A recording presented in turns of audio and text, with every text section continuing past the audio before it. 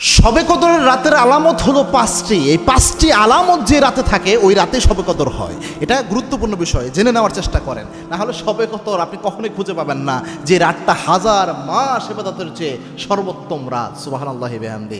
এই রাতটার মধ্যে প্রথম যে আলামতটা আল্লাহর হাবিব সাল্লাল্লাহু আলাইহি ওয়াসাল্লাম বর্ণনা করেছেন এই রাতের, সেটা হচ্ছে আপনার রাতটি শান্ত এবং প্রশান্ত হবে। মুসনাদে আহমদে বর্ণনাটি এসেছে।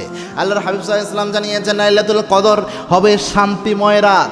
এটা না খুব গরম হবে না খুব ঠান্ডা হবে, প্রশান্ত একটা আবহাওয়া এই রাতের মধ্যে আল্লাহ দান করে দিবেন। দুই নাম্বার হচ্ছে আকাশ থাকবে পরিষ্কার।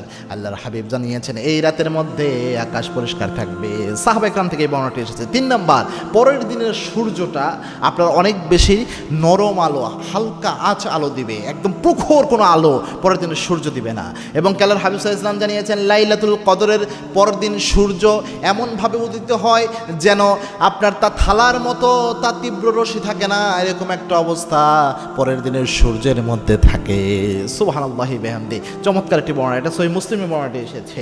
চার নাম্বার যে আলামতটা পাওয়া যায় যে কদরের রাত যেদিন হয় তার পরের দিন বাতাস মৃদু হয়। ওই দিনের বাতাসটা মৃদু হয়, কদরের রাতের বাতাসটা মৃদু বাতাস হয়, অর্থাৎ ওটা কোনো ঝড়ো আবহাওয়ার বাতাস এরকম কিছু হয় না, বাতাসটা একটা মৃদু আবহাওয়া, মৃদু বাতাস ওই দিন বয়ে যায়। পাঁচ নাম্বার হচ্ছে অন্তরে বিশেষ একটা প্রশান্তি হয়। অন্য যে কয়দিন রমজানে আপনি ইবাদত করছেন আর ওই কদরের রাতে যে ইবাদত, যে রাতটা কদরের রাত, ওই রাতে ইবাদত করবেন, এই দুইটার মধ্যে একটা বেশ কম আপনি এইভাবেই করতে পারবেন। ওই দিন ইবাদত করতে আপনার অন্যরকম একটা তৃপ্তি, আপনি প্রশান্তি অন্তরের মধ্যে অনুভব করতে পারবেন। এটাই হচ্ছে কদরের অন্যতম গুরুত্বপূর্ণ আলামত।